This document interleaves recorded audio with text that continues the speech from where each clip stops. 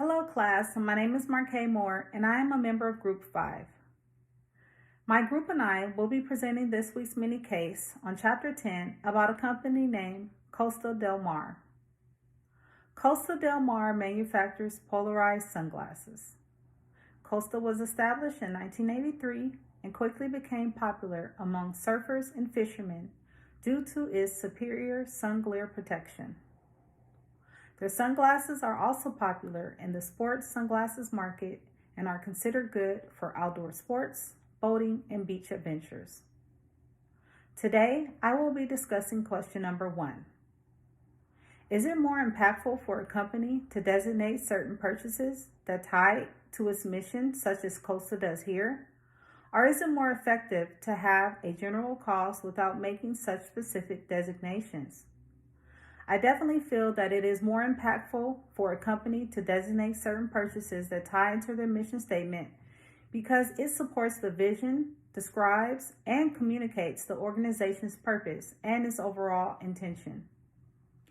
Versus having a general cost without providing details about a company doesn't give your customers any direction, and the business may potentially struggle when it comes to planning for their future. Missions play a crucial part in helping a business make sound decisions, which can be beneficial to the revenue stream. In this case, Costa Del Mar had a very unique mission. Most people are afraid of sharks. However, Costa made sharks a part of their mission. They make products with recycled and eco-friendly materials, and their production methods are very much for the planet. This is Costa's way of giving back to the community by reducing plastic waste and by moving the industry towards sustainable manufacturing. By purchasing a pair of Costa shades, you'll keep plastic out of landfills and look stylish in the process. By being born on the water, they tie their mission to their company roots. It's important to support brands that encourage reuse and repair rather than replacement, and Costa certainly fits the criteria. And this concludes my answer to question number 1. Up next is Christina, and she will be presenting question number 2. Thanks, Marquay. Hey, class. I'm going to be getting into question number 2, but before we do, I wanted to give you a little bit of context behind the question. So, as Marquay had mentioned, we are looking at Costa Del Mar. It's a sunglass company that specializes in sunglasses. They have a patented frame and lens that they offer. And so it was founded by the people, for the people, with like-minded activities in mind, so that it really does help like that on the water type of experience. So going into purchasing this product, you're already expecting that quality product. Costa Del Mar, they offer a couple different price points, and so they have a basic model that is a plastic frame and plastic lens that'll run you about $159, and they have a secondary option, which is $169 to $189, and that'll give you a little bit of what gives you the same quality but more customizable options. And then there's another tier for the O-Search expeditions, and so that will run the customer about $249. And that's just the basic model, and in that offering they give you an exclusive type of print.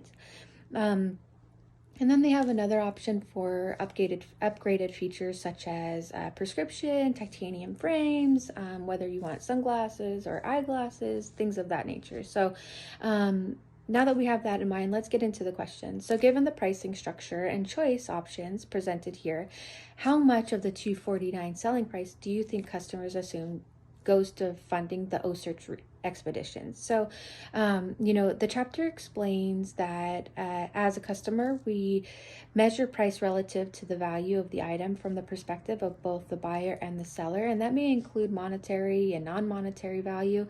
And in doing so, we consider what goes into making that product. So that also includes fixed costs, variable costs, perks. That includes free shipping. Is it handmade? Is it in the US? Is it, how long is it going to take to get into my hands? That type of offering. And so we consider all of those things, but also in hindsight, we also might consider or identify the referenced price and use that as the price of comparison. So the reference price is it's a price customers expect to pay for the goods and service. So we use that as the price of comparison. When people decide to purchase the O-Search line, it would be imaginable that they would assume that somewhat of the profits or all of the profits would go to the O-Search expedition. And profits can be determined as outlined in the book by taking the total revenue and subtracting the total cost, and that's how you get your profit. And as a follow-up secondary question to the secondary question is, does this matter to customers? And I think it does. I think it matters. I think, if you're targeting a specific audience and you're providing these different price points, you're either going to get people who like the product and who are looking just for like that aesthetic feel, or you get people who care about sharks and and their initiatives, or you get people who they want to justify their product, their purchase. They're like, okay, well, if I'm going to pay $249, at least something is going to go back to giving back. So now I'm going to give it up to Tamika, and she'll take it into question number 3. Thank you. Hello everyone, my name is Tamika, and I will be answering question number 3 and 4. Okay, let's begin with question number 3. How important it is in this case to offer the unique theme option that ties directly into the company's shark research cause. 1. Costa believe in making a product with a purpose. This is why they joined teams with O-Search. They wanted to surface a brand new collection of sunglasses that they were inspired by the great white sharks and the tiger sharks. And each purchase you make from the Costa O-Search collection can help fund the sharks research expedition. 2. Costa was born on the water. It was founded in 1983 by a group of fishermen. They wanted to make a product that would help protect the sharks. Sharks also help protect our ocean. For an example, sharks can help preserve the seagrass meadows. Sharks also intimidate their prey. This prey eat the seagrass. This is why the data is collected. 3. The data that is collected from the shark make it possible for the ocean to thrive.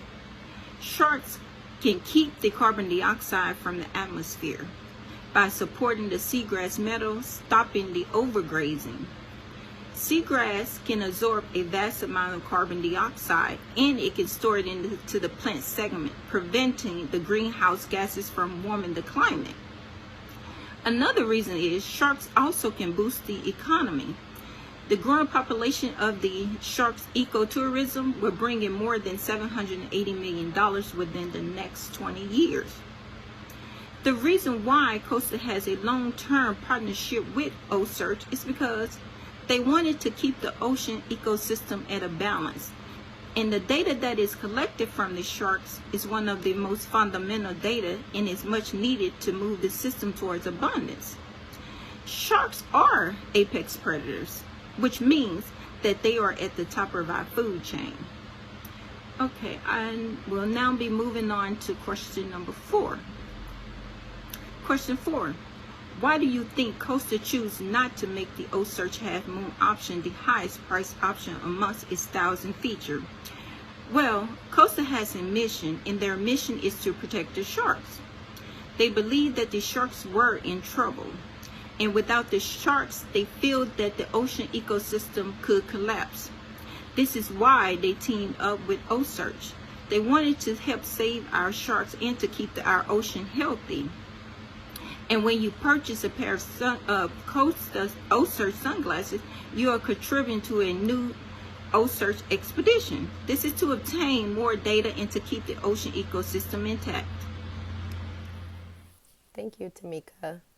Hey everyone, my name is Dalma, and I'll be answering question number 5, which states, would it be more effective if Costa made contributions to the O-Search expeditions explicit? Why do you think they choose not to do this?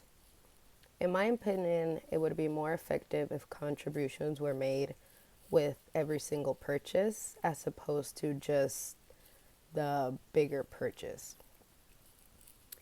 I think it would make the customers feel like their purchase is much more meaningful no matter what pair of sunglasses they get. There might be some customers who can't afford the most expensive pair of sunglasses at the time, but still want to be part of the cause and still feel like they made some sort of donation or contribution.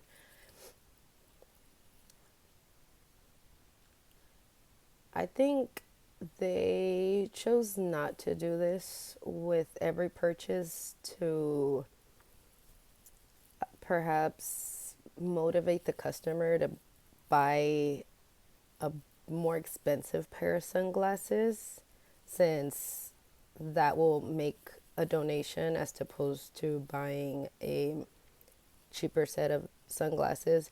And mind you, none of these sunglasses are cheap. I think the least expensive was about 150, and then the most expensive is like $250 to $300. So that's why I think that every purchase should contribute some sort of donation. Maybe if you buy a more expensive pair, the donation is bigger as opposed to buying a least expensive pair, then maybe the donation isn't as big, but there's still some sort of contribution regardless. And I think they chose not to do this to motivate the customers to buy a more expensive pair.